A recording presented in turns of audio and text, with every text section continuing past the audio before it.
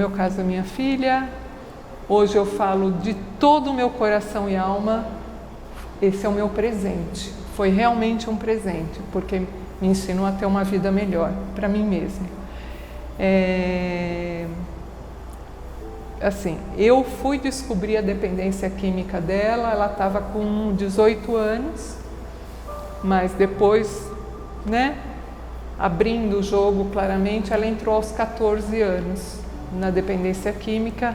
Ela começou com álcool, numa brincadeira de viagem da escola, que era proibido levar álcool, porém, apareceu ali, né? Só que o álcool para ela não estava sendo suficiente, né? Ela era uma jovem hiperativa, com uma baixíssima autoestima, de um casamento que acabava de ter sido separado, e ela não soube lidar com todas essas diversidades, e o álcool dava conforto para ela, porque ela simplesmente saía do mundo, né? Mas o álcool não estava sendo mais suficiente, aí ela começou a usar maconha para ver se ela ficava ainda mais tranquila, e dali um tempo ela já estava na cocaína. Bom, eu fui descobrir, ela estava com 18 anos, tinha acabado de entrar na faculdade. Como é que ela entrou?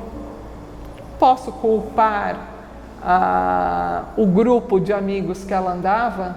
Porque, na verdade, ela devia se sentir muito mal para poder fazer parte do grupo onde todos se sentiam muito mal, e daí ela seria só mais uma. Ela seria igual a todas as pessoas que ela estava frequentando, né?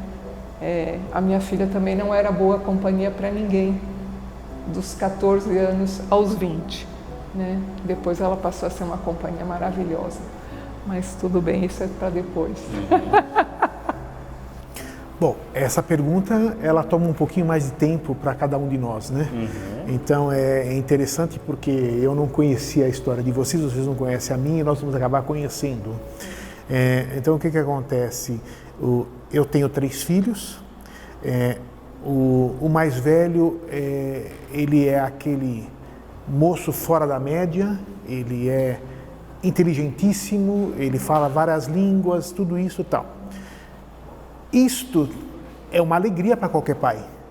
Porém, dentro de uma casa com mais 2 filhos, isso passa a se tornar um peso. Porque o que acontece? Os outros 2 menores, eles tiveram que correr atrás disso. E isso fez com que a autoestima dos meus outros 2 filhos ficassem muito lá embaixo. Porque sempre o maior tinha tudo de notas maravilhosas, estágios maravilhosos e assim por diante. Até que, dentro de um relacionamento de amigos, surgiu a maconha. E aí, a maconha acabou sendo um escape para poder suprir essa falta de autoestima que eles tinham. Na verdade, quando surgiu a maconha na vida deles, eu tinha 50 anos, quer dizer, eu não conhecia isso, eu nunca tive isso próximo de mim. E o que acontece, para mim foi uma coisa muito nova. Eu achava que era uma coisa muito fácil, que ia sair tudo, até quando, numa palestra com um psicólogo dentro da escola deles, eu descobri que a coisa era um pouco mais séria do que a gente pensava. Quando eles falaram assim, a maconha é café da manhã para eles antes de entrar na aula. E aí então nós vimos o problema que isso estava tendo. Eu confesso que eu relutei muito para poder enxergar isso. A minha mulher, muito mais sensível que eu, ela foi procurar ajuda antes, mas o mandorinha não faz verão. Então, ou seja, não tinha muitos resultados. Até então, o dia que ela conseguiu me levar no Amor Exigente e que realmente nós aprendemos como é que nós poderíamos ter uma qualidade de vida, porque a nossa família se tornou uma família disfuncional, totalmente bagunçada, aonde não existia mais valores, né? Não existia mais pai e mãe, porque infelizmente você tentava ser amigo do teu filho, mas ele não precisa ser amigo seu, você não precisa ser amigo dele, você precisa ser pai. Então essas coisas todas geraram uma família muito disfuncional, tudo em função de um baseado, que a coisa começou a degringolar e começou a piorar. Então, essa é o início do processo da dependência química na minha família. É importante saber que o amor exigente ele não é um grupo de ajuda familiar só para problemas de dependência química e também para problemas de comportamento inadequado, tá? Porque a dependência química, ela basicamente está aliada a comportamento. E muitas vezes a pessoa não tem o problema da droga no seu familiar, mas tem o problema da droga do comportamento, tá? No caso da minha família não é muito diferente. A experimentação inicial se deu no ambiente escolar, porque tinha lá colegas que ofertaram, né? Mas a grande questão que eu acho que precisaria ressaltar aqui é assim, o uso em si da substância não é o problema principal para a família.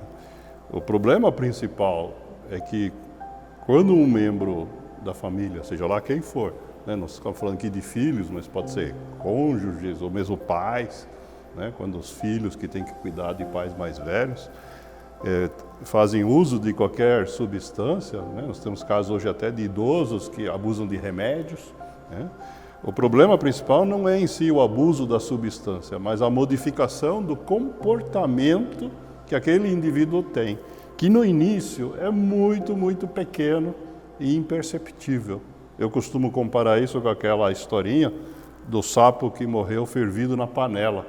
Porque ele pulou na panela de noite, estava com a tampa meio aberta, e ele achou ele gostoso, ninguém ia pegar ele lá, e de manhã o fogo foi aceso e começou a água a ficar morna, mais gostoso ainda, e ele não se deu conta do que aconteceu e morreu fervido, né? A modificação do comportamento de quem cai na dependência química passa por um processo semelhante. Só que o comportamento humano, ele influencia diretamente quem convive, né? Então, esse é outro dos nossos princípios, né? O comportamento de um membro da família influencia o do outro. E é isso que gera aquilo que nós chamamos de um transtorno de comportamento em quem convive com o dependente químico, né? Que os profissionais chamam de codependência. É por isso que quando os pais chegam no amor exigente, eles também chegam Doentaço. Porque eles passaram por um processo de modificação do comportamento sem se dar conta. E isso que você citou antes, né, de descarregar as pedras e etc., na verdade é a tomada de consciência que a gente tem que fazer do que aconteceu com a gente, para daí poder começar a trabalhar no processo de recuperação.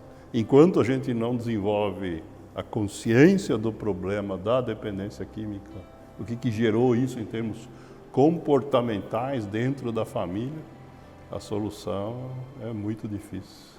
Como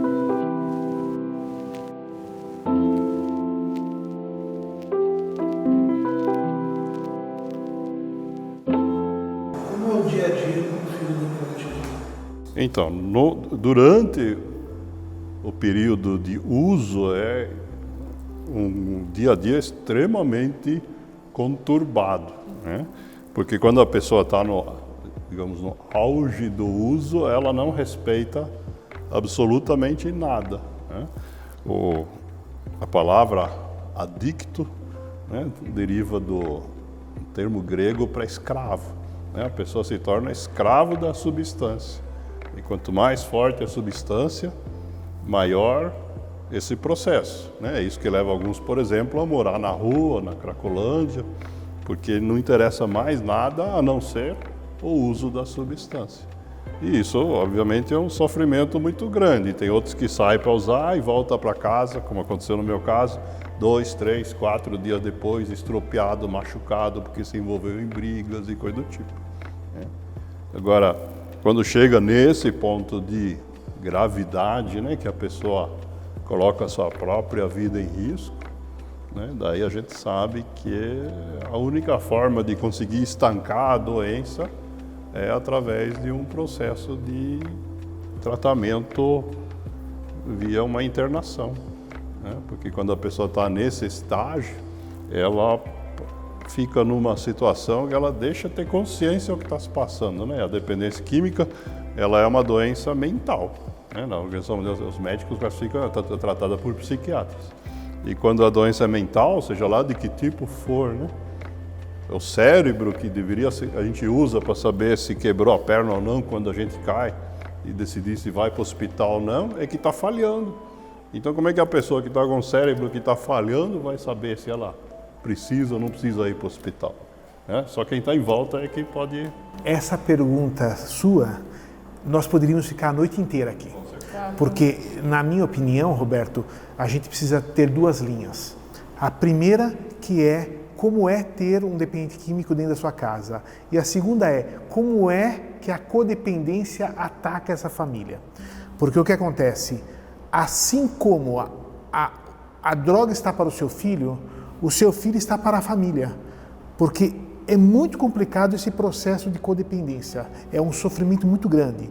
Então, o filho que tem a dependência química, ele se isola, ele passa a entrar em casa, vai para o quarto, se tranca no quarto escuro, ele acaba ficando lá.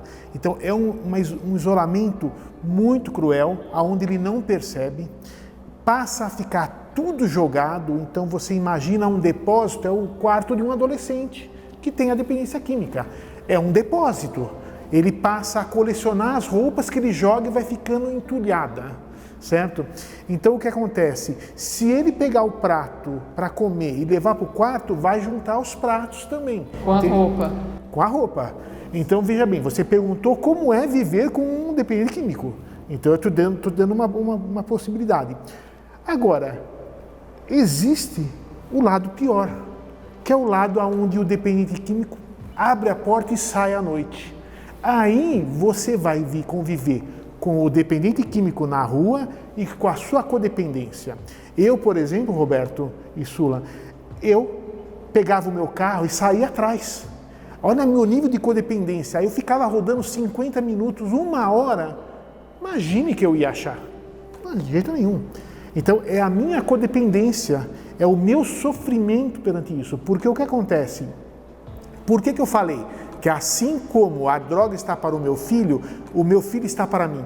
Porque eu passava a viver aquilo. Então toda noite eu saía atrás, eu não sabia mais o que era ir dormir. Eu saía atrás daquilo, eu estava vivendo esta droga. Síndrome da maçaneta. Exatamente. E aí então, a maçaneta é interessante, porque quando você ouve a maçaneta abrir, é um alívio. É um alívio. Então você imagina o que é viver com a dependência química. Isso fora os atritos dentro de casa, porque não tem mais qualidade de vida dentro da sua casa, o relacionamento de marido e mulher, ele acaba degringolando. Então, quer dizer, nós teríamos como ficar a noite inteira falando. Então, o que nós podemos fazer? Se cada um fizer uma pequena coisinha, cada um fizer o que está dentro do seu habitat, já ajuda a sociedade. Vamos falar de recuperação?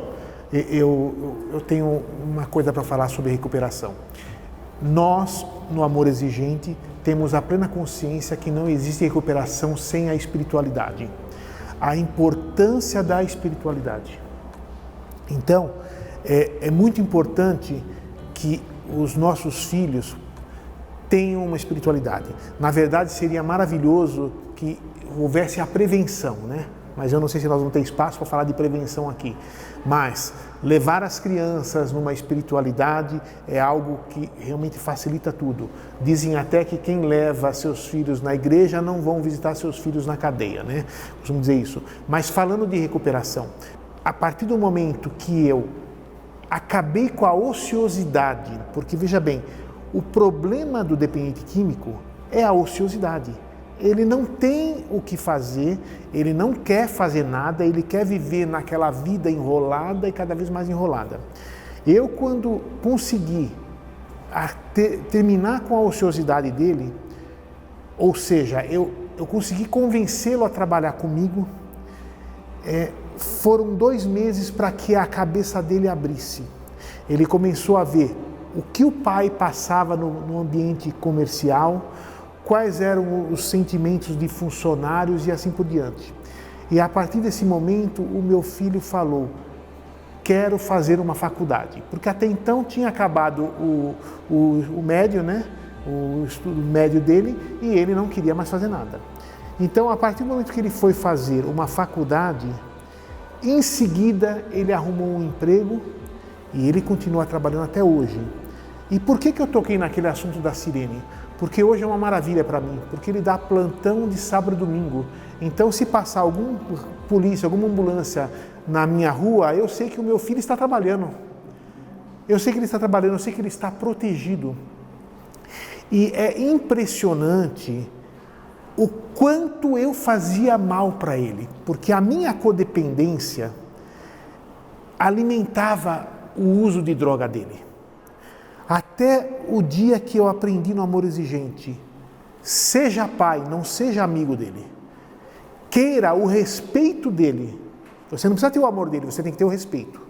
Foi quando eu tive uma conversa muito séria com ele e falei, chega, aqui na minha casa, não. Aqui não. Ele tentou, Roberto, uma semana medir força comigo.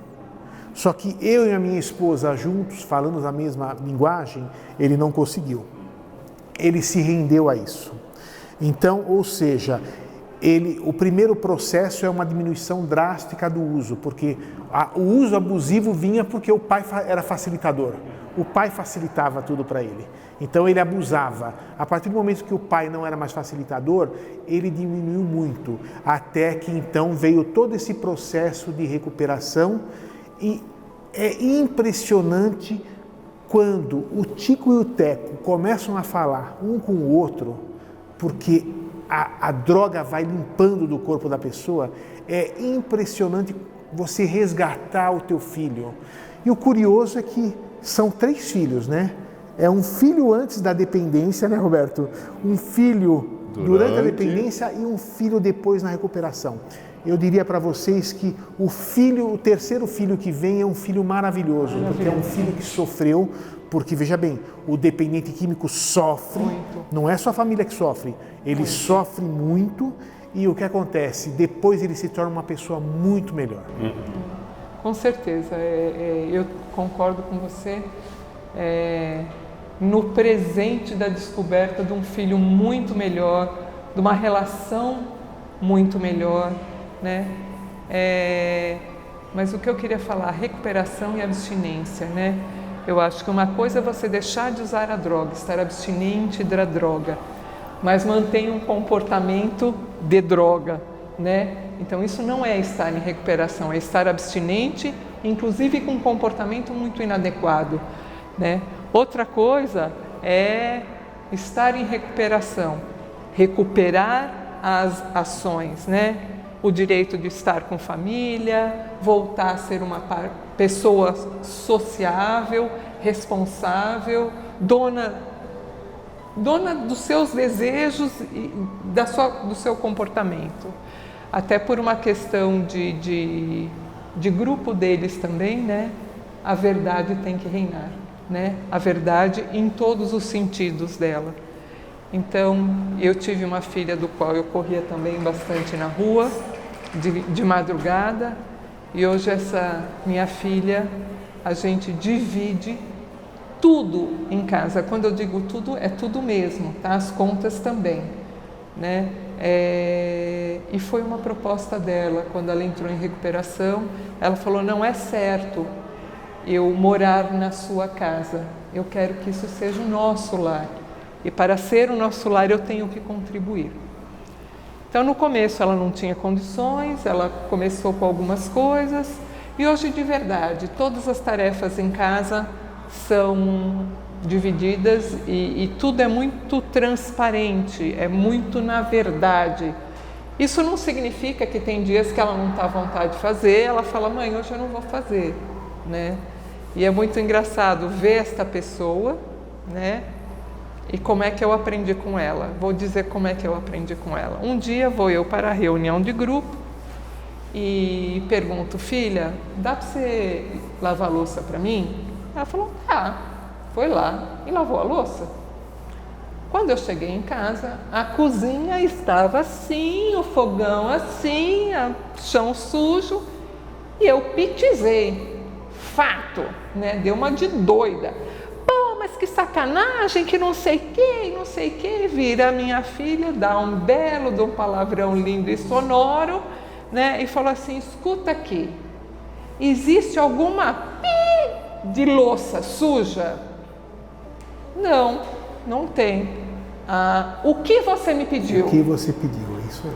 Para lavar a louça. Se você queria que eu arrumasse a desta cozinha, por que você não falou? A gente não combinou uma coisa, a bola de cristal está aposentada, eu aposentei a minha, mas acho que você não aposentou a sua, né? Fala o que você quer para eu entender o que você quer. Isso é tão verdade na relação humana, né? Se você quer alguma coisa do outro, basta comunicar de forma que o outro entenda, né? Então eu acho que quando a gente se permite a escuta do outro, é maravilhoso. E hoje eu falo, conviver com ela é uma delícia, uma delícia. Acho que talvez a grande dúvida, né, que quem não se aprofundou ainda no estudo da problemática da dependência química, é como é que a gente faz, enquanto pais, para conseguir fazer com que o indivíduo que está na ativa entre de fato no processo de recuperação. E isso é uma coisa que não tem uma receita pronta, não existe um remedinho mágico que você possa injetar enquanto ele está dormindo, né? Nós temos nos grupos de amor exigente, inclusive salas de sobriedade, né? Eu tenho participado já há alguns anos, então a gente ouve muitos relatos e cada indivíduo tem uma história. Tem pessoas que se dão conta que estão tomando um prejuízo muito grande na sua vida, em termos de conseguir coisas, trabalho, estudo, e isso é suficiente. Tem outros que só se dão conta que estão morrendo porque literalmente sofreram um problema de saúde muito grave, e lá na UTI, no hospital, caiu a ficha aqui. Se não parar, já era, né? Mas tem aqueles que nem assim. E nesses, de fato, a questão que você colocou sobre a internação compulsória acaba sendo a única saída. Ela não é a regra, não é o que se recomenda, né? Tá certo? A gente, no Amor Exigente, usa de todas as ferramentas possíveis para evitar que isso aconteça, porque é um processo, de fato, traumático. Mas, quando o indivíduo, por todos os outros caminhos possíveis, sofrendo todas as perdas, ele continua nesse processo autodestrutivo, né? E coloca ou a sua própria vida em risco, ou a vida das pessoas que estão convivendo com ele, de fato não resta outra alternativa, né? O que precisa, é claro, é fazer isso seguindo a lei, né? Que a lei tem procedimentos muito claros, isso precisa ser feito com o consentimento de um profissional de saúde que ateste a necessidade disso, né? Ou então por ordem judicial, quando há casos que envolvem crimes, né? Fazer oração?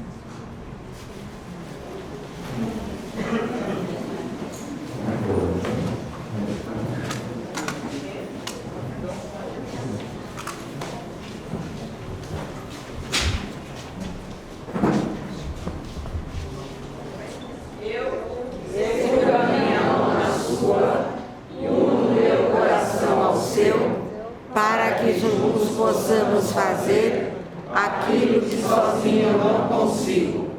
Concedei-nos, Senhor, a serenidade necessária